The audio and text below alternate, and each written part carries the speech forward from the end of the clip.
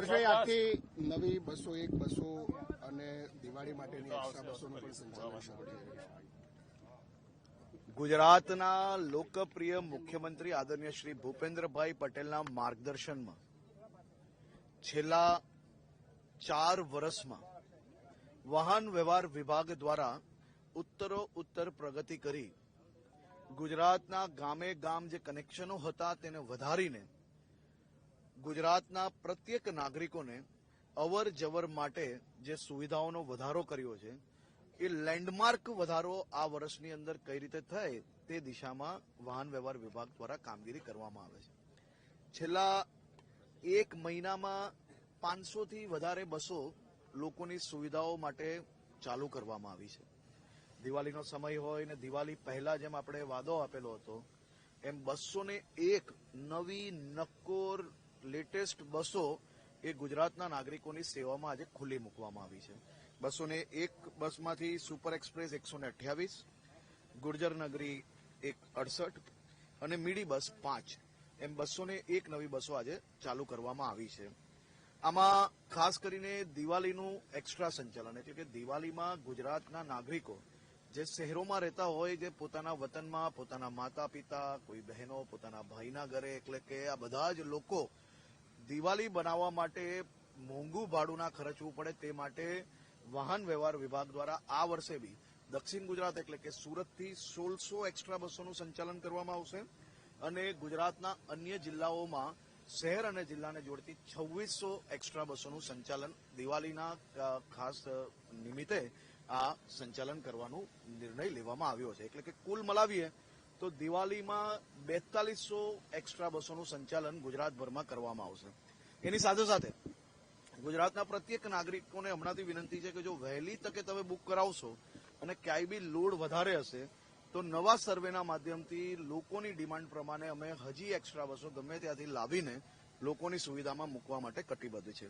આજે આ દિવાળીના એક્સ્ટ્રા ટ્રીપો કરવા માટે જે એસટીના અમારા ડ્રાઈવર કંડક્ટર ભાઈઓ અને બહેનો જે રાત દિવસ મહેનત કરે છે અને પોતાના પરિવાર જોડે દિવાળીનો ત્યાગ કરીને લોકોનું દિવાળી બને તે માટે દિવાળી ઘરની બહાર રહીને કરતા હોય એવા સૌ ડ્રાઈવર કંડક્ટર ભાઈ બહેનોને આદરણીય મુખ્યમંત્રીશ્રીએ ફૂલ વર્ષા કરીને એ લોકોનો આભાર માન્યો છે.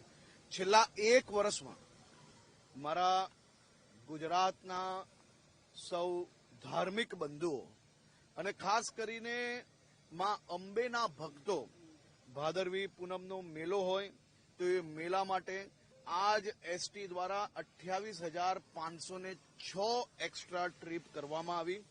પાવાગઢની આસો નવરાત્રીમાં આદિવાસી વિસ્તાર હોય કે આસપાસના જિલ્લાના લાખો લોકો માં કાલીના દર્શન માટે પધારતા હોય, જેમાં 2239 એક્સ્ટ્રા ટ્રીપ કરવામાં આવી.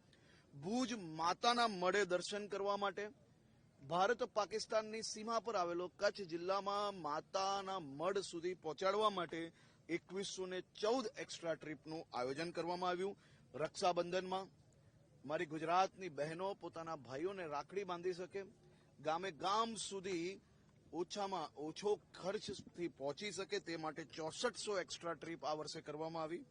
જન્માષ્ટમીમાં કૃષ્ણ કનૈયા લાલ કીના નારા લાગતા લાગતા હાથી ઘોડા પાલકી જય કનૈયા લાલ કી ના નારા ગુજરાતની બસોમાં આ વખતે સંભળાતા હતા. 7049 ટ્રીપો જન્માષ્ટમી નિમિત્તે કરવામાં આવી. ખાસ કરીને ડાકોરના જે દર્શન માટે ખૂબ મોટી સંખ્યામાં લોકો જતા હોય છે ત્યાં બી 2934 એક્સ્ટ્રા ટ્રીપો કરવામાં આવી. કુલ તમે ગણો તો 69,043 એક્સ્ટ્રા ટ્રીપો આ વર્ષે કરવામાં આવી, જેથી વધુમાં વધુ લોકો ઓછામાં ઓછા ખર્ચે પોતાની આસ્થા નિભાવી શકે, પોતાના બાધાઓ પૂરી કરી શકે, પોતાના પરિવારજનો જોડે આ તમામ તીર્થસ્થાન સુધી જઈ શકે તેવી વ્યવસ્થાઓ કરવામાં આવી છે. અસામાજિક તત્વો સામેની લડાઈમાં ગઈકાલે વધુ એક દહેગામમાં જે લોકો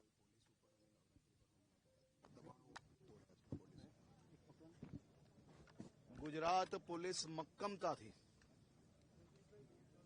આવા સૌ દંગાઈઓની સામે કડકાઈપૂર્વક પગલા ભરતી આવી છે અને ભરતી આવશે. આ બધા જ લોકોને આ તો માત્ર તેમના દ્વારા રાજ્યના નાગરિકોના હિતમાં સુરક્ષિત રાખેલી જગ્યાઓ ઉપર કબજાઓ નિકાલાવ્યા છે, પણ એ લોકોની આખી ક્રિમિનલ કુંડલીની અંદર ઘૂસીને પોલીસ દ્વારા આવા લોકો બીજી વાર પથ્થર તરફ નજર ના કરે તેવી પ્રક્રિયા હાથ ધરવામાં આવી છે. જેમ ગાંધીનગર પોલીસે માં અંબાના ભક્તો ઉપર નવરાત્રી દરમિયાન પથ્થર મારીને આ તહેવારને આસ્થાને ઠેસ પહોંચાડવાનું જે પ્રયાસ કર્યો હતો, સૂરજની પહેલી કિરણો પહેલા ઘરના દરવાજાઓ છુપાયેલા લોકોને ઘરના દરવાજાઓ તોડીને આ બધા જ દંગાઈઓને પકડ્યા પછી કડક એક્શન લેવામાં આવ્યા અને એના પછી તેમની સંપૂર્ણ કામગીરી, તેની આવક શું છે, ક્યાંથી આવક થઈ રહી છે અને બધા જ લોકો પાસેથી આ થયેલા નુકસાનનું ભરપાઈ કરાઈને જ શાંતિ મેળવશો. આભાર.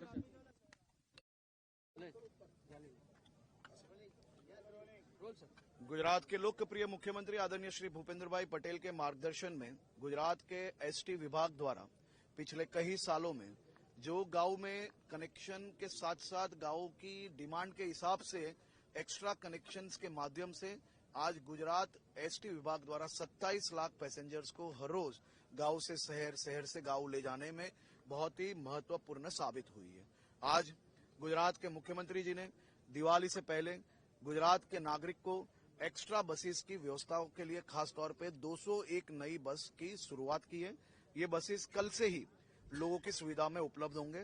खास तौर पे ये साल गुजरात के मुख्यमंत्री जी और सरकार द्वारा गुजरात के नागरिकों को दीपावली में किसी भी प्रकार के एक्स्ट्रा भाड़ा नहीं भरना पड़े, ऐसी व्यवस्थाओं के लिए सूरत से 1600 एवं गुजरात के अलग अलग शहरों से 2600 एक्स्ट्रा ट्रिप की व्यवस्था की गई है. नैगाम के बैयल में कल बुलडोजर दादा का चला है, दंगाइयों जो है उनकी अवैध संपत्ति सब गिरा दी गई. गुजरात में दंगाइयों के लिए कोई जगह नहीं है.